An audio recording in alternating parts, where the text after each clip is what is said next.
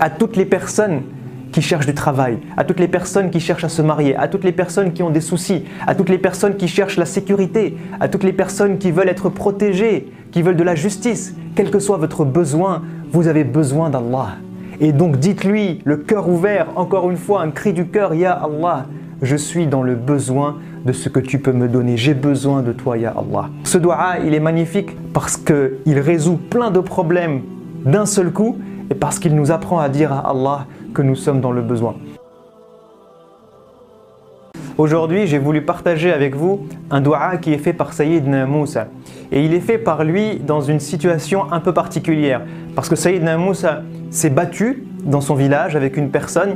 Malencontreusement, il n'a pas fait exprès et la personne avec laquelle il s'est battu est morte. Et lorsque les gens ont appris ça, lorsque le peuple a appris ce qui s'était passé, ils ont décidé de poursuivre Sayyidna Moussa, de le chasser, et sa tête était entre guillemets mise à prix. Donc il s'est évadé de son lieu d'habitat, de sa ville natale, et là il se retrouve tout seul.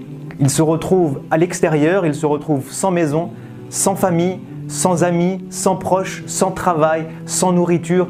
Il se retrouve livré à lui-même, sans rien. Et là il fait ce dua.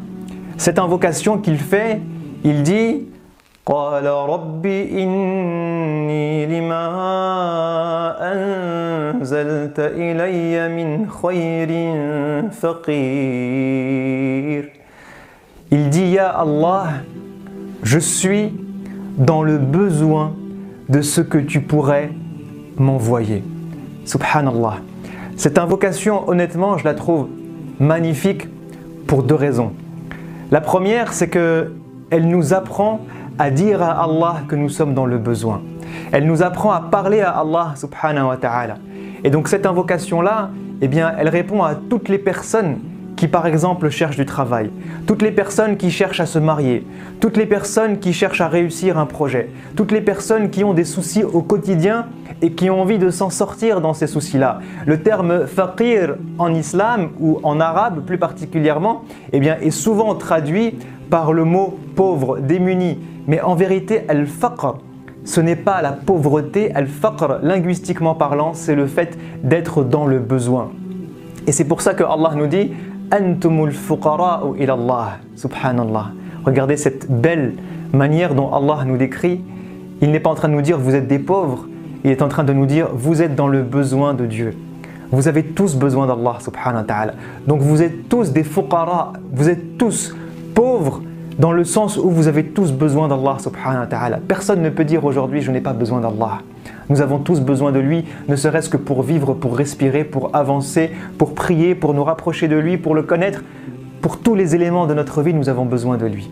Et donc Sayyidna Moussa utilise cette formule où il dit à Allah qu'il est faqir, qu'il est dans le besoin. Dans le besoin de qui? Dans le besoin d'Allah. Dans le besoin de ce que Allah pourrait bien lui envoyer, dans le besoin de ce que Allah pourrait déverser sur lui de miséricorde. Ya Allah, j'ai besoin de toi et j'ai besoin de tout ce que tu peux m'envoyer. Et lorsqu'il fait cette invocation, et qu'on lit la suite de l'histoire dans Surat Al-Qasas, subhanallah, Allah lui envoie un travail, il lui envoie une famille, il va rencontrer sa future épouse, il va rencontrer son futur beau-père. Allah lui envoie de la sécurité puisque cette nouvelle famille va décider de lui dire « Ne t'inquiète pas, tu es avec nous, tout va bien se passer, on va te protéger ». Il se marie avec sa future épouse et il part, donc il construit un petit cocon familial et il va plus loin avoir sa prophétie. Donc Allah subhanahu wa ta'ala lui envoie énormément de bienfaits, énormément de rizq. Parce qu'il lui a dit, Ya Allah, je suis dans le besoin de ce que tu pourrais m'envoyer. Donc à toutes les personnes qui cherchent du travail, à toutes les personnes qui cherchent à se marier, à toutes les personnes qui ont des soucis, à toutes les personnes qui cherchent la sécurité, à toutes les personnes qui veulent être protégées, qui veulent de la justice, quel que soit votre besoin, vous avez besoin d'Allah.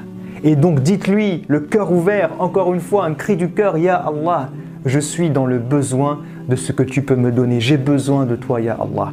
Donc ce dua, il est magnifique.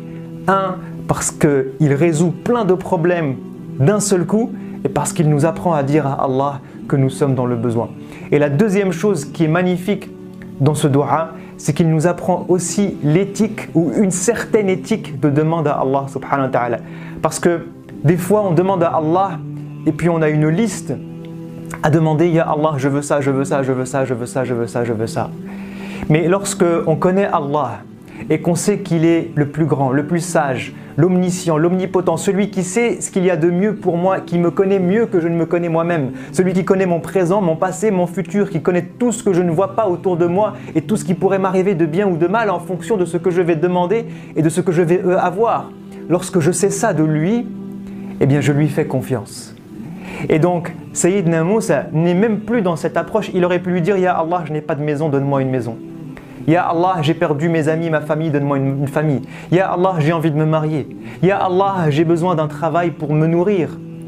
Il n'a rien demandé de tout ça, il n'a rien spécifié, il a juste demandé, Ya Allah, donne-moi ce dont j'ai besoin.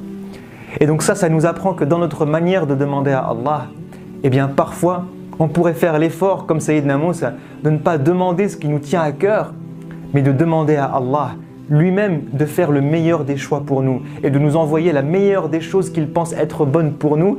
Et vous verrez l'agréable surprise, comme je vous ai dit, subhanallah, il a fait un dua en disant Ya Allah, j'ai besoin, et regardez les dizaines de bienfaits que Allah lui a envoyés après. Allah lui a envoyé tout ce qu'il pouvait y avoir de mieux pour lui à ce moment de sa vie.